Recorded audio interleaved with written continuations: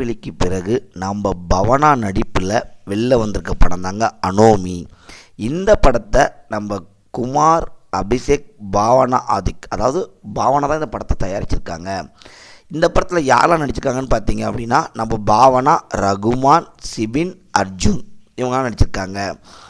நம்ம தடவியல் நிபுணராக பாவனாவோட தம்பி உட்பட 3 பேர் மர்மமான முறையில் இறக்குறாங்க. அந்த 3 பேருக்கும் மனநல பாதிப்பு இருக்குதுங்க. அதுக்கான ட்ரீட்மெண்ட்டில் இருக்கும்போது அவங்க திடீர்னு தற்கொலை பண்ணிக்கிறாங்க.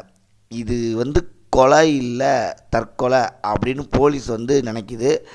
ஆனால் இது தப்பானது, இது கண்டிப்பாக கொலை தான் அப்படின்னு பாவனா சொல்கிறாங்க.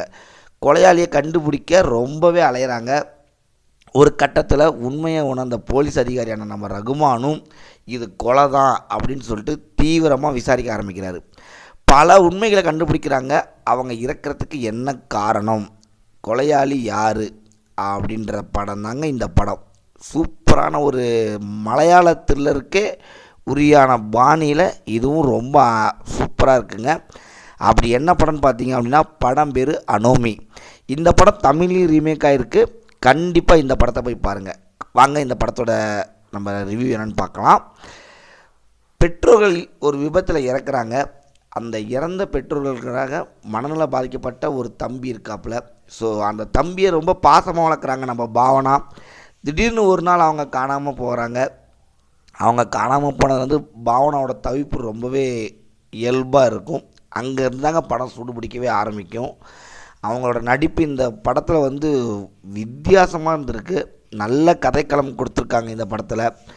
தம்பியோட பாசம், அவனை தேடுறது, அவன் இறந்ததுக்கப்புறம் அவங்க தவிக்கிறது, அது மட்டும் இல்லாமல் தடவியல் நிபுணராக பல விஷயங்களை கண்டுபிடிக்கிறாங்க. போலீஸ் அதிகாரியாக நம்ம ரகுமான் கூட அவங்க மோதுற பல இடங்களில் ரொம்ப ஓவர் ஆக்டிங் இல்லாமல் தன்னோட இயல்பான நடிப்பில் ரொம்பவே ஸ்கோர் பண்ணியிருப்பாங்க இந்த படத்தில். கொலையாளிகளை பாவனா கண்டுபிடிக்க இடங்களில் புத்திசாலித்தனம் பயங்கரமாக நகர்த்தியிருப்பாங்க இயக்குனர். அவரை பல இடங்களில் அழகாக காண்பிச்சிருப்பாங்க ஒளிப்பதிவாளர். சோகமான துப்பறியும் சீன்களில் கூட ரொம்ப இயல்பாக நடிச்சிருப்பாங்க.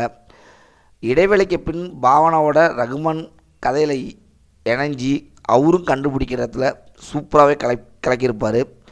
அந்தந்த ட்விஸ்டெல்லாம் எதிர்பார்க்கவே முடியாதுங்க.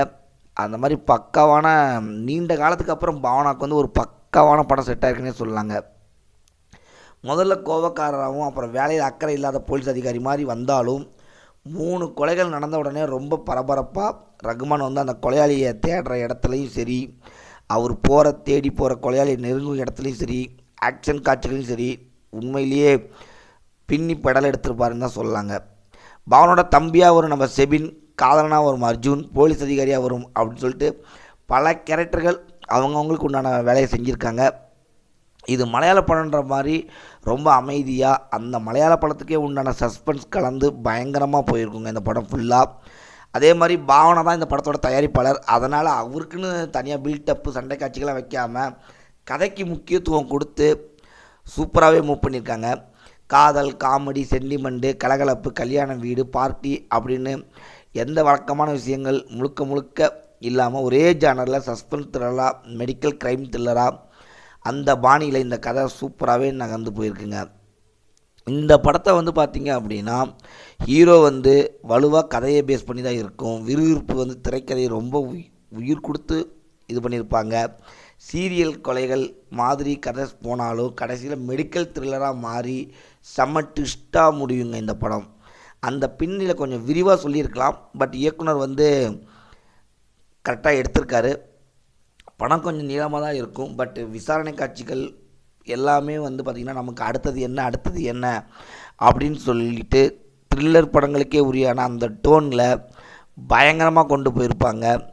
அதே மாதிரி கொலைகள் நடக்கும் விதமும் சரி, கொலையாளியை தேடுற அடுத்த திருப்பங்களும் சரி, கொலைக்கான காரணம், கிளைமேக்ஸ், இது எல்லாமே அனோமியை ஒரு மாறுபட்ட நல்ல படமாக சொல்லியிருக்காங்கன்னே சொல்லலாங்க.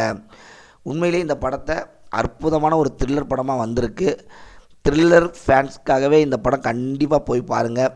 பார்த்துட்டு உங்களோட கமெண்ட் என்னென்னு இந்த படத்தோட கமெண்ட்டை எங்களுக்கு கமெண்ட் செக்ஷனில் கமெண்ட் பண்ணுங்கள். மறக்காமல் லைக் பண்ணுங்கள். அடுத்த கட்ட ரிவ்யூக்கு எங்கள் சேனலை சப்ஸ்கிரைப் பண்ணிக்கோங்க. மேலும் ரிவ்யூஸ் நாங்கள் கண்டிப்பாக கொடுப்போம். Thank you friends.